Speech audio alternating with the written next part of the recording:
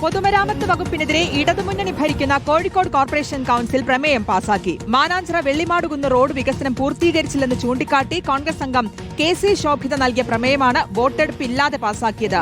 സിനോജ് തോമസിന്റെ വിശദാംശങ്ങൾ നൽകാൻ സിനോജ് വിവരങ്ങൾ. ശ്രുതി, അതായത് കോഴിക്കോട് കോർപ്പറേഷൻ ചരിത്രത്തിൽ UDF ഏതെങ്കിലും തരത്തിൽ സർക്കാരിനെതിരെ ഒരു പ്രമേയം കൊണ്ടുവന്നിട്ടുണ്ടെങ്കിൽ അത് ഇടതുമുന്നണി അല്ലെങ്കിൽ ഭരണകക്ഷി അത് തള്ളുന്ന കാഴ്ചയായിരുന്നു, വോട്ടിനിട്ട് തള്ളുന്ന കാഴ്ചയാണ് പതിറ്റാണ്ടുകളായി കണ്ടുവന്നത്. പക്ഷേ ഇക്കുറി തദ്ദേശ തെരഞ്ഞെടുപ്പ് കഴിഞ്ഞപ്പോൾ LDF ഭൂരിപക്ഷമില്ലാത്ത സാഹചര്യം വന്നു. അതിനുശേഷം വന്ന ആദ്യത്തെ പ്രധാനപ്പെട്ട പ്രമേയമായിരുന്നു ഇന്ന് വന്നത്. കോഴിക്കോട് മാനാഞ്ചിറ വെള്ളിമാടുകുന്ന് റോഡ് വികസനം അനന്തമായി നീളുന്നു.